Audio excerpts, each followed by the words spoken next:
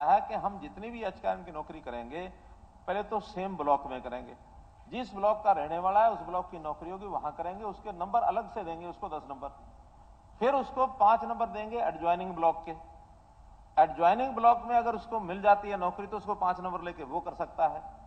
इसके बाद same district में अगर नौकरी कोई है तो विदाउट गिविंग 5 मार्क्स नॉर्मल तरीके से वहां देंगे, और जिले से बाहर एचकेआरएम में नौकरी नहीं देंगे ही नहीं हम। आखिर आज नौकरी लेके कल फिर वो सवाल हो जाता है कि ट्रांसफर करो जी। ट्रांसफर का स्कोप होता नहीं है, क्योंकि ट्रांसफर में सबसे पहला अधिकार होता है जो पहले से एम्प्लॉई परमानेंट जॉब पर है। ये कोर्ट ने भी निर्णय दे दिया है कि जब भी कभी आप ट्रांसफर करेंगे सबसे पहला अवसर जो सबसे पुराना, क्योंकि हमारी ट्रांसफर पॉलिसी भी ऐसी है कि जो सीनियर है उसका अधिकार पहले है ट्रांसफर में, तो पहले वो सीनियर जाएगा। फिर अब टीचर्स में हमने जेबीटी का इंटर डिस्ट्रिक्ट ट्रांसफर कभी नहीं कर पाए थे, कांग्रेस के समय से भी सेम डिस्ट्रिक्ट में है, डिस्ट्रिक्ट कैडर है। 2004 वाले भी वही हैं, 8 वाले भी वही हैं, 11 वाले भी वही हैं, 17 वाले भी वही हैं। अब हमने पॉलिसी बना दी, कोर्ट ने निर्णय दे दिया कि सबसे पहले 2004 के ट्रांसफर करो, फिर 2008 वालों के करो, फिर 2011 के करो, फिर 2017 के करो, फिर गेस्ट टीचर्स के करो, और फिर एचकेआरएम वाले करो। तो ये बहुत एक कॉम्प्लिकेटेड विषय है, उसको सरकार को नियमों के हिसाब से चलना पड़ता है। आगे हमने एचकेआरएम जो है डिस्ट्रिक्ट से बाहर लेने बंद कर दिए। एक बहुत चिंताजनक बात हमारे काद्यान साहब ने अपने विषय में निकाली, अब कहां से लेके आए हैं मालूम नहीं। नंदलाल शर्मा के बारे में कहा कि उनको 2 नियुक्तियां दे दी।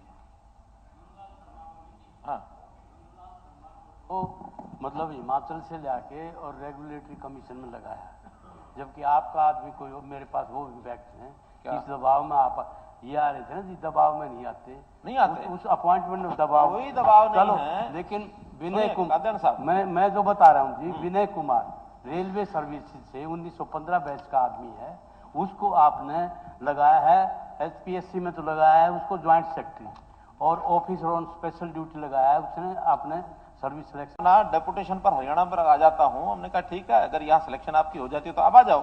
उसका इंटरव्यू लिया गया, सब बातें हुई, और एक अच्छा जानकार, क्योंकि ये सारे एक एक्सपर्ट फील्ड होते हैं, और वो सेक्रेटरी लगा है, ज्वाइंट सेक्रेटरी और सेक्रेटरी।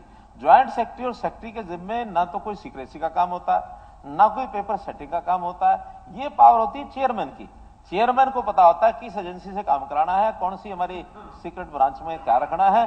सेक्रेटरी तो सेक्रेटरियल काम करता है। सेक्रेटरियल काम में खास करके जैसे कोर्ट केसेस हो गए, खास करके टेबुलेशन करना है चीजों का, जो फाइनल रिजल्ट आ गया टेबुलेट करना होता है, उसको फिर घोषित करना होता है, ज्वाइन करना होता है, ये सारे विषय होते हैं।